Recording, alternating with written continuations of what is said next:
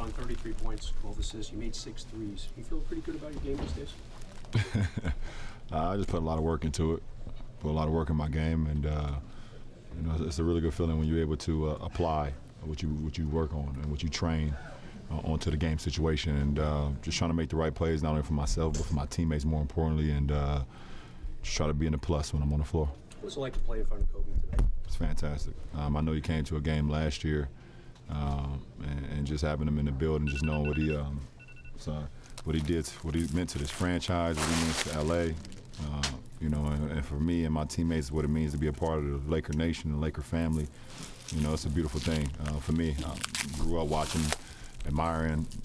I was one of the kids, obviously, who had the chance to come out straight out of high school. So he did it, and I was just watching him, and it's dope. It's just so surreal for me, just from a kid from Akron, to be able to have a guy like Kobe. Just take time out of his day, even at this point in my career, is still special. I know you guys are both really busy, but have you guys connected? In what ways have you guys connected since you've been here and kind of been part of that Lakers tradition? I think you just said it.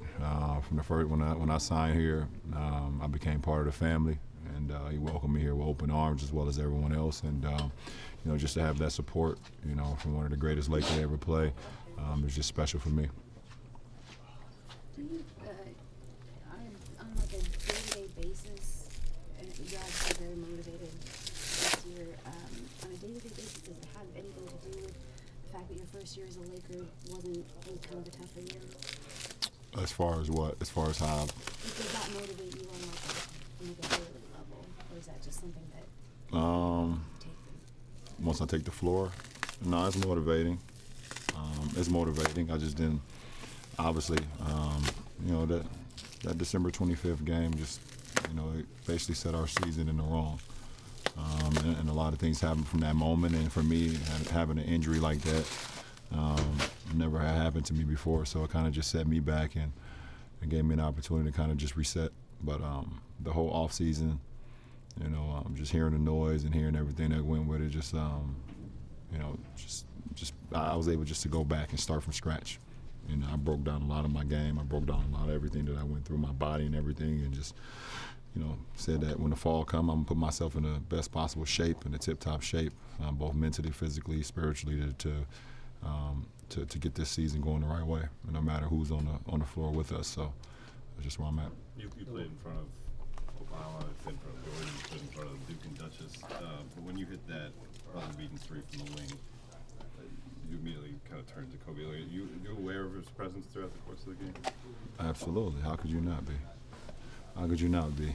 Like I said, he's one of the greatest players that played this game. Take time out of his day on a Sunday. He got one of the greatest female basketball players that's about to come up sitting next to him, and Gigi.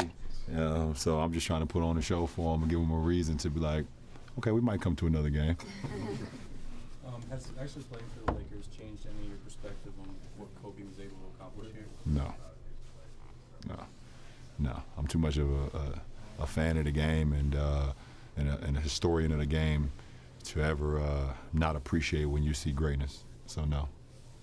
When did you know you were going to pass that ball to Kuz? From the time that I think I got the rebound, I believe. I think I got the rebound, and I seen him sprint down the wing. He's in a full off sprint, and it was my responsibility to try to get the defender's eyes looking towards the left side of the floor. My left side, their right side, and if I could just get that defender on the backside just to look a little bit when I had my eyes this way, then I knew I had him the whole way. What was your reaction to Danny cleaning up that three at the end of the first half? You didn't see my reaction?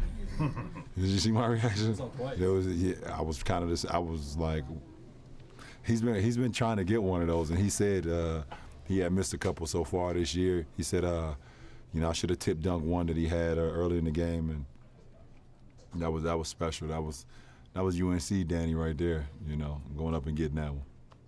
You guys have the offense has struggled a lot when you've been off the floor. A big part of the offense. But is there anything you're seeing when you're sitting over there that could be better, that needs to get fixed? No, I just think with Rajon just now coming back, he's going to be our second, and at times our number one point guard.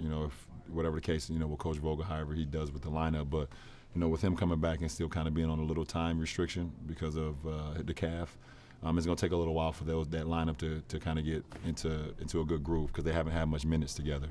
They haven't had much practice time together as well. So I think that will get better and better.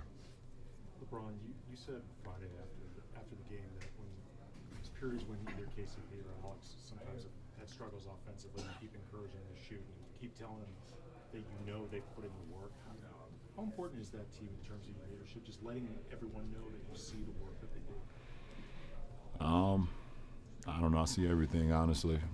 It's kind of like my gift and curse. I see things that I shouldn't see. I see things that's just like right in front of my face. Sometimes I see things that's not even in front of my face. But I know what work ethic is. I know what hard work is, and I know what dedication to your craft is. And I see KCP and Alex and everyone. Our whole team just either working on their game or working on their body or just working on the mental side and things of that side to just trying to stay as fresh with your body, as best you can be with your game, and then just trying to implement that on the floor. So, if you're having struggles on the floor, it's not because you ain't put in the work, and I can be okay with that, and we can be okay with that. So you just try to keep that confidence level up in the guys, no matter if they're struggling or not. Last question, please. Appreciate it. Thanks, LeBron. Thanks for watching ESPN on YouTube. For more sports highlights and analysis, be sure to download the ESPN app. And for live streaming sports and premium content, subscribe to ESPN+.